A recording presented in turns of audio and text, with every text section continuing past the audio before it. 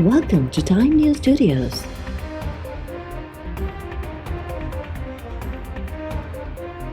You are watching 3 p.m. Bulletin.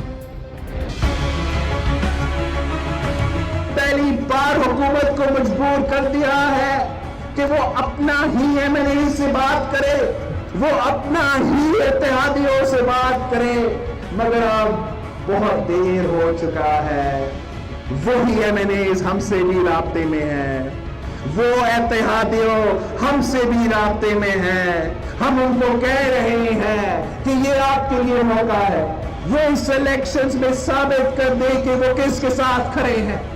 क्या वो पाकिस्तान के अवाम के साथ खड़े हैं या कठपुतली के साथ खड़े हैं। हमारा जो जिद्दोजहद इस हुकूमत के खिलाफ है, इस सिलेक्टिव निजाम के खिलाफ है, ये एक दिन का जिद्दोजहद नहीं है। इंशाअल्लाह ताला हम अपनी जिंदगी, पूरा जिंदगी मेहनत करेंगे कि हम हकीकी जमहूरियत बहाल करें। इंशाअल्लाह ताला हम इस हुकूमत को घर भेज देंगे।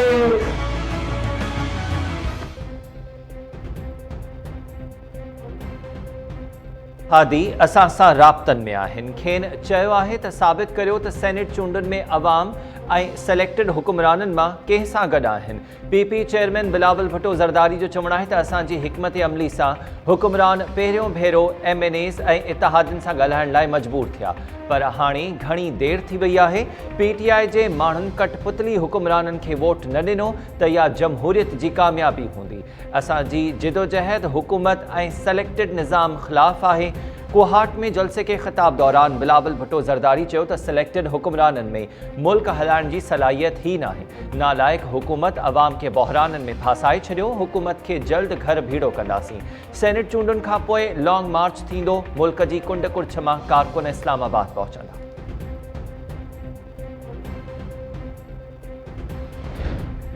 इमरान ख़ान हिकु भेरो साज़िश ज़रिए इक़्तिदार में अची वियो। ॿीहर ईअं न थींदो। सेनेट चूंडुनि खां पोइ लॉन्ग मार्च जी तयारी कंदासीं, पर थी सघे थो त लॉन्ग मार्च जी ज़रूरत ई न पए। नवाज़ लीग जी मरकज़ी नायब सदर मरियम नवाज़ जो चवणु आहे त इमरान ख़ान जी बदतरीन कारकर्दगी सबबि संदसि वोट बैंक ते ख़राब असरु पियो आहे। हाणे इमरान ख़ान जा पंहिंजे ई माण्हू संदसि साथ न ॾींदा। सेनेट चूंडुनि में पीटीआई जा मेंबर्स पंहिंजी पार्टी खे वोट ॾियण लाइ तयार न आहिनि। पंजाब में सेनेट चूंडुनि बाबति न ॻाल्हायां त बहितर आहे। लाहौर में मीडिया सां ॻाल्हाईंदे मरियम नवाज़ चयो त हमज़ा शहबाज़ 2 साल नाहक जेल काटी। हू नवाज़ लीग जो पुरज़म कारकुन आहे। पार्टी हमज़ा ऐं मूंखे जेका बि ज़िम्मेवारी ॾींदी उहा पूरी कंदासीं।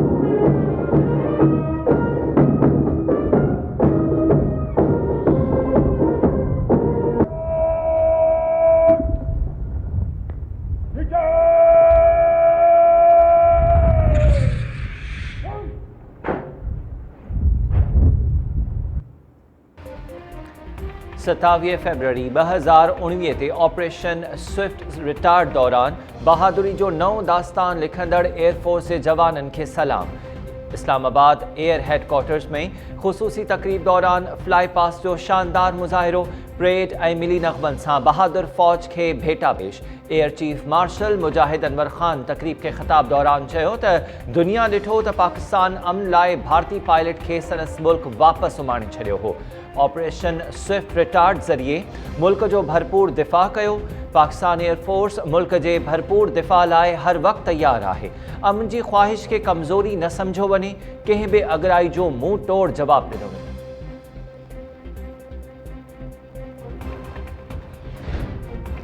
2 साल अॻु अॼोके ॾींहं ते असां हिकु क़ौम जी हैसियत सां भारत खे भरपूर जवाबु ॾिनो। भारतीय फ़ौज खे अगराई जो मुंहुं तोड़ जवाबु ॾियण ते क़ौम ऐं फ़ौज खे वाधायूं ॾियां थो। वज़ीर आज़म जो ऑपरेशन स्विफ्ट रिटार्ट खे 2 साल पूरा थियण ते जारी कयल बयान में इज़हार। वज़ीर आज़म इमरान ख़ान कंट्रोल लाइन ते सीज़ फायर मुआहिदे जी बहाली जी आजियां कंदे चयो आहे त पाकिस्तान सदाईं अमन लाइ कमु कंदो आहे। असां समूरा मसइला ॻाल्हियुनि ज़रिए हल करण जो अज़्म रखूं था। भारतीय फ़ौज जे गैर ज़िम्मेवारानी कदम बावजूद भारतीय पायलट खे वापसि करे असां ज़िम्मेवारानो अमल इख्तियार कयो। हाणे वधीक अॻभराई लाइ साज़गार माहौल जोड़ण जी ज़िम्मेवारी भारत ते आहे।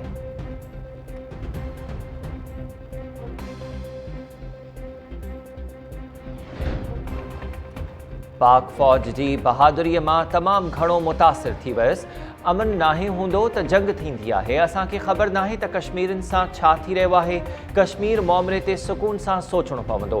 पाक फ़ौज 27 फरवरी 2019 ते ऑपरेशन स्विफ्ट रिटार्ट दौरान गिरफ़्तार थियल भारतीय पायलट अभिनंदन जो ख़ुसूसी बयान जारी करे छॾियो। भारतीय पायलट अभिनंदन जो चवणु हो त फ़िज़ा खां ॿिन्ही मुल्कनि में को बि फ़र्क़ु नज़र न आयो। पैराशूट मां किरण बाद ख़बर न हुई त पंहिंजे मुल्क में आहियां या पाकिस्तान में आहियां।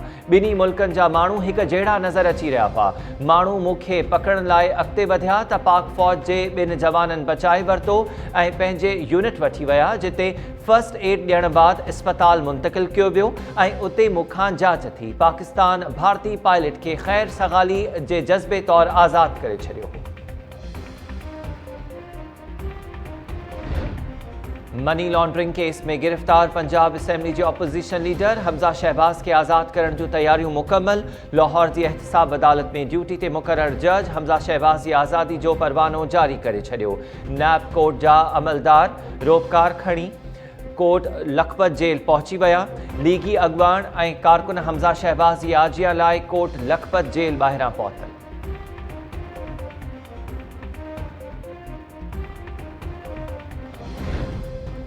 काउंटर टेररिज़म खाते 4 सालनि खां पोइ रेड बुक तैयार करे वरितो। CTD इख़्तियारियुनि जो चवणु आहे त रेड बुक जो नओं एडिशन जल्द जारी कयो वेंदो। किताब में दहशतगर्दनि जे हवाले सां ॼाण खे गॾु कयो वियो आहे। रेड बुक में मुख़्तलिफ़ कॉम्परस जमायतुनि सां वास्तो रखंदड़ दहशतगर्दनि जा नाला बि शामिल। इंतिहाई घुर्बल ऐं सिर ते क़ीमत रखियल दहशतगर्दनि जा नाला बि रेड बुक में शामिल कया विया आहिनि। रेड बुक जो नओं एडिशन लाॻापियल इदारनि हवाले कयो वेंदो।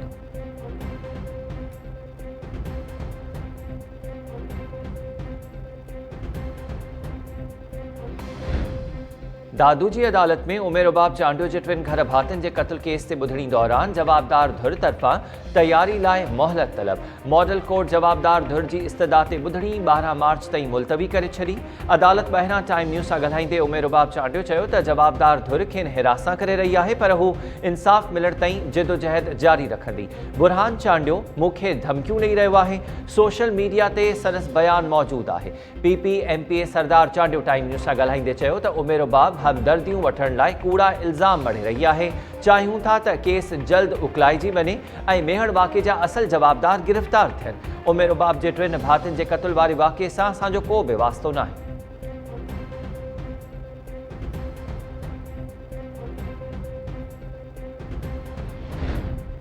कराची जी दहशतगर्दी टोड़ अदालत ऑपोजिशन लीडर हलीम आदिल शेख ऐं ॿियनि जवाबदारनि जी ज़मानत दरख़्वास्त ते फ़ैसिलो महफ़ूज़ करे छॾियो।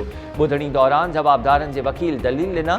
हलीम आदिल शेख ऐं संदसि साथियुनि ख़िलाफ़ मेमण ॻोठ थाणे ते दहशतगर्दी एक्ट तहत केस दाख़िल कयो वियो हो। जवाबदारनि मथां सरकारी कम में मदाख़लत, हंगामे ऐं हवाई फायरिंग जा इल्ज़ाम आहिनि।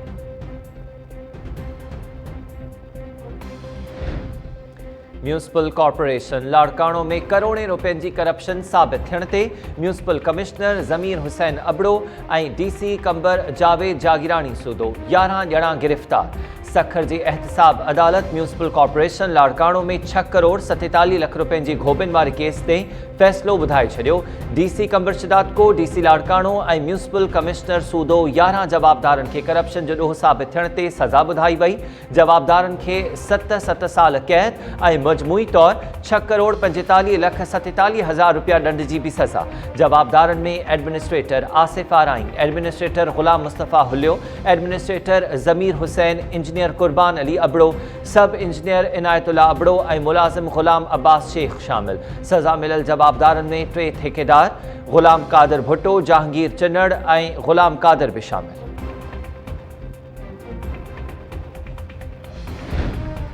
सिंध में अदालती हुक्मनि जे उबतड़ 122 कामोरा OPS ते मुक़रर। कामोरनि जी खोट जो जवाब ॼाणाए 825 कामोरनि खे डबल उहिदा ॾिना विया। तालीम, सिहत, वर्क्स, आपाशी ऐं ज़रात खातनि में OPS कामोरनि जी भरमार।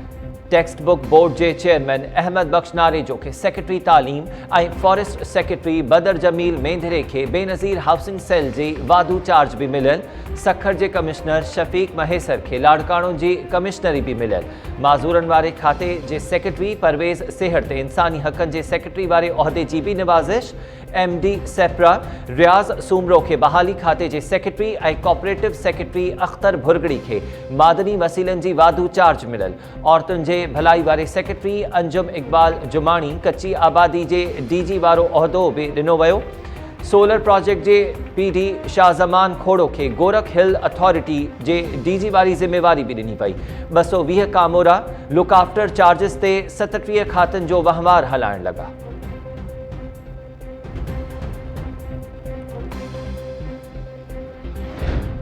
सिंध पुलिस ऐं FIA में रोटेशन पॉलिसी तहत ऑफिसर्स जी बदलिन ऐं मुक़ररिन जो नोटिफिकेशन जारी। FIA सिंध जे डायरेक्टर मुनीर शेख जूं ख़िदमतूं पंजाब हुकूमत हवाले।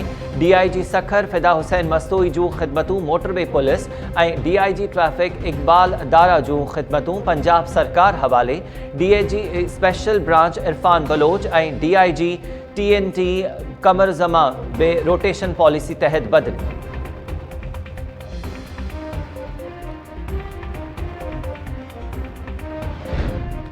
Sindh building control authority officers ऐं मुलाज़िमनि जी तरक़ियुनि वारे केस में seniority list Sindh high court आॾो पेश करे छॾी। अदालत सीनियॉरिटी लिस्ट जी बुनियाद ते तरक़ियूं न थियण ख़िलाफ़ दरख़्वास्त ते 2 हफ़्तनि में रिपोर्ट तलब करे वरिती। अदालत सिंध बिल्डिंग कंट्रोल अथॉरिटी खे हुकुम ॾिनो आहे त ॿुधायो वञे त कहिड़े ऑफिसर ख़िलाफ़ कहिड़ी कार्रवाई कई वई। कंहिं मुलाज़िम ख़िलाफ़ नैब या खाते में कार्रवाई थी आहे त उन जा तफ़सील बि ॾिना वञनि। ॿुधणी दौरान सरकारी वकील दलील ॾींदे चयो त नैब महकमानी कार्रवाई ऐं ॿियनि इल्ज़ामनि खे मुंहुं ॾींदड़ ऑफिसर्स खे तरक़ी नथी ॾेई सघिजे। अदालत मुख़्तलिफ़ इल्ज़ामनि खे मुंहुं ॾींदड़ ऑफिसर्स खे तरक़ियूं ॾियण खां रोके छॾियो आहे।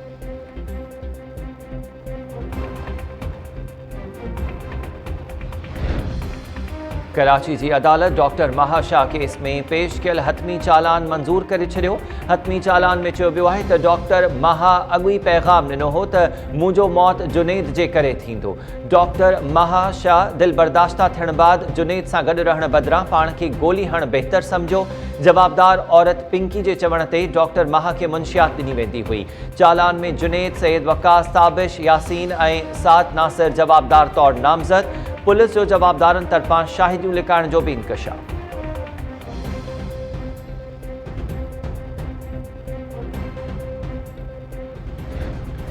सिंध जे मुख़्तलिफ़ शहरनि में हद दख़लनि ऐं गैर क़ानूनी कब्ज़नि खे हटाइण लाइ ऑपरेशन जो सिलसिलो जारी। कराची जे ओलह ऐं ॾखण ज़िलनि में हद दख़लियूं हटाइण लाइ एंटी इंक्रोचमेंट सेल जो ऑपरेशन इंतज़ामिया एमेजिना ऐं निश्तर रोड जे फुटपाथ ते रखियल फर्नीचर, ठेला ऐं ॿियूं हद दख़लियूं हटाए छॾियूं। कश्मीर में मुरादबाद जे भरपासी ऑपरेशन दौरान केतिरा ई घर ऐं दुकान ऐं ॿियूं अॾावतूं ड्राहे पट कयूं वियूं। ऑपरेशन मुतासिरनि जो इंतज़ामिया ख़िलाफ़ मुज़ाहिरो।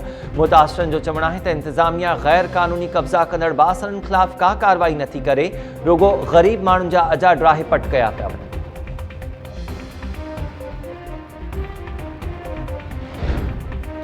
रिपड़ी में मदरसे जे तामीराती कम दौरान भित ड्राहिण दौरान 2 नौजवान दबजी फौत।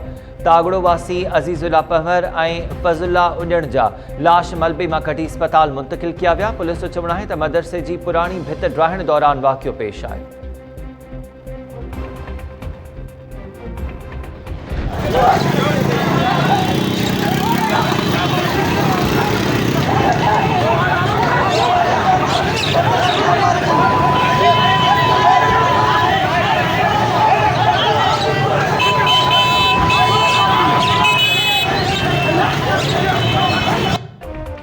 ज़िले कश्मीर कनकोट के शहर तंगवाणी में बिन धुरन में झेड़े तां इलाइको जंग जो मैदान बणिजी वियो। गोला बिरादरी जी बिन धुरन में प्लॉट की मालिकीअ तां झेड़े दौरान एक ॿिए ते लठनि ऐं सरोटनि जो वसकारो। झेड़े में 5 ॼणा ज़ख़्मी थी पिया।